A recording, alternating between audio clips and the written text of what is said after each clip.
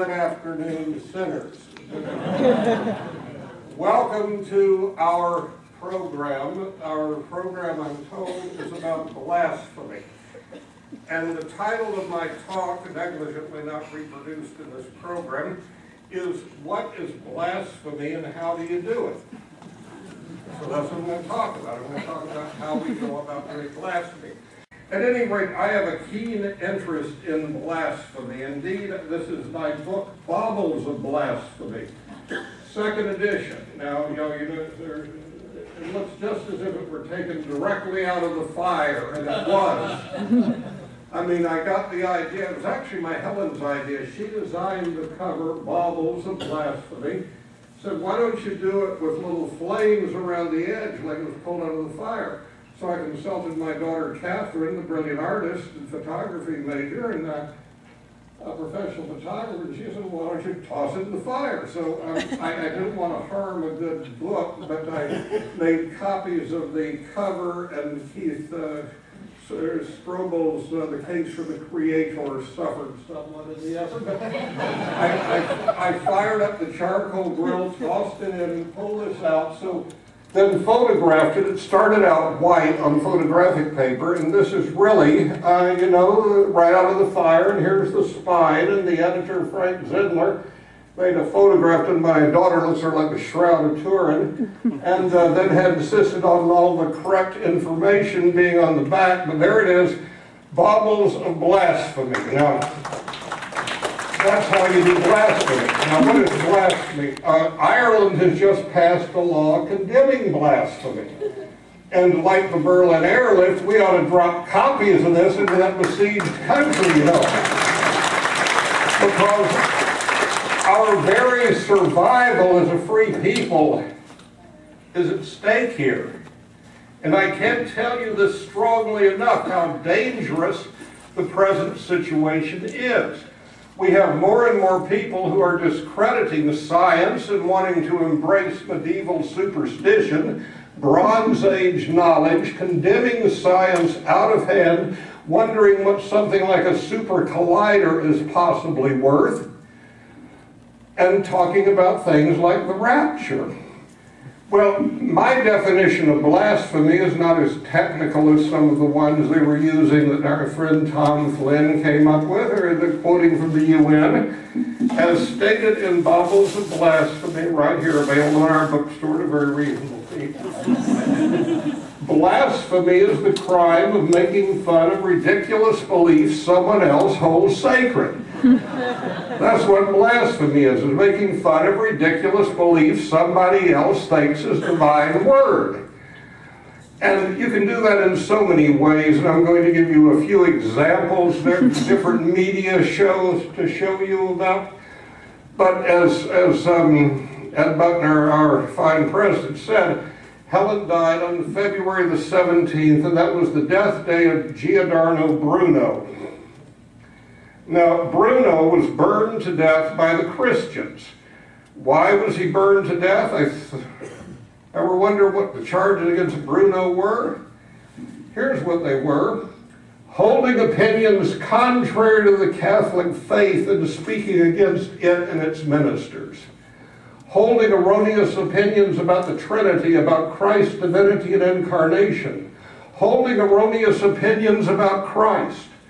Holding erroneous opinions about transubstantiation and the Mass, claiming the existence of a plurality of worlds and their eternity. This is out of the trial transcripts, by the way. This is not made up. Believing in metapsychosis and in the transmigration of the human soul into brutes. Dealing in magics and divination. Denying the virginity of Mary.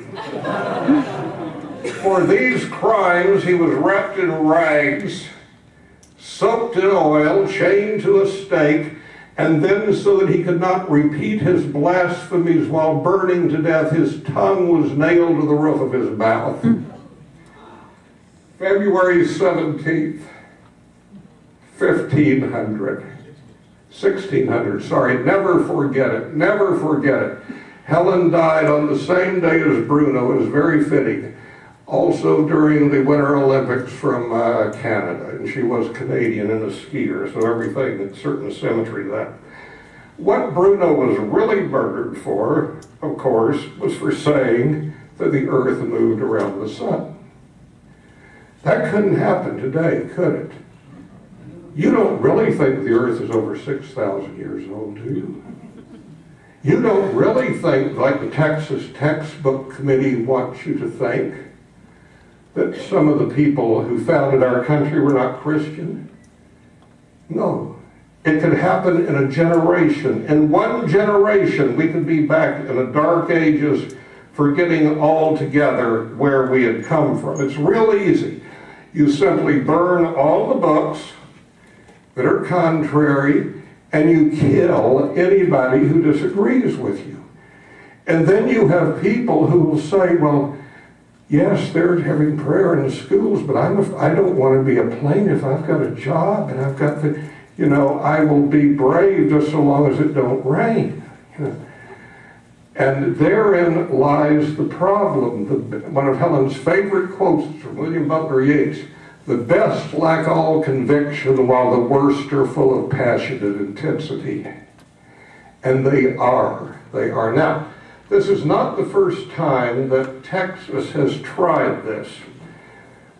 A couple of years ago, I wrote a letter to the legislators of Texas on what they were pleased to call the Student Expression of Religious Viewpoints Bill. When they use fancy words when they want to screw you, okay? Student Expression of Religious Viewpoints Bill. Dear so-and-so, I cannot tell you how delighted we were to learn of the Student Expression of Religious Viewpoints Bill now under consideration by the Texas legislature. Let me tell you why.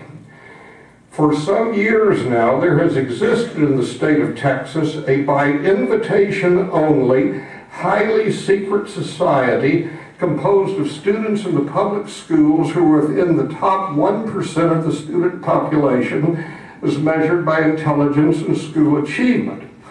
We are fully aware that none of the members are in the Texas legislature. This is as expected. As would also be expected, persons of the required intelligence and achievement level necessary for membership in our society, which must remain unnamed, universally reject the primitive mythology of the Christian religion.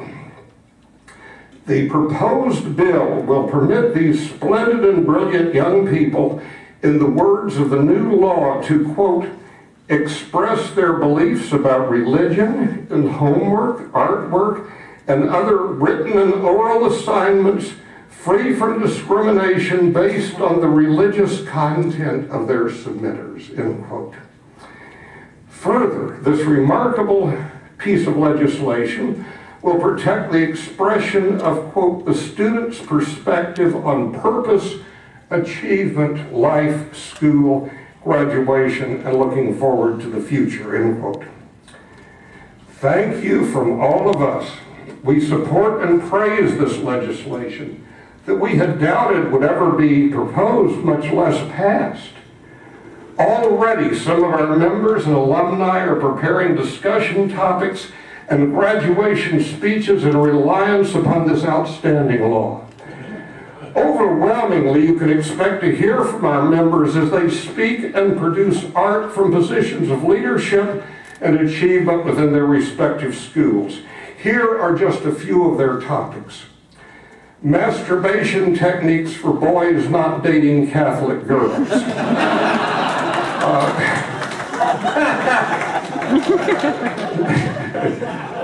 We don't care who we think.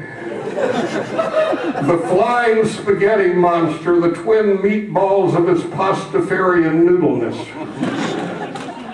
Clitoral resection as a means to female holiness. Burqas for men, a plea for gender equality. Homoeroticism and gratification through sexual pain and the cinematography of Mel Gibson.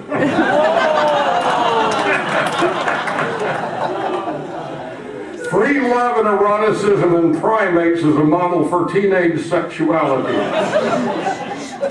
Religious crime as a viable career option. In praise of pedophilia within a celibate priesthood. Cannibalism and child sacrifice as foundational sacraments of Christian perversions.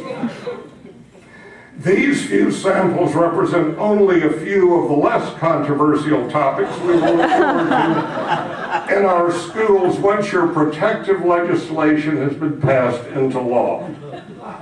Now, if you would only reconsider the age of consent, just kidding. Thank you.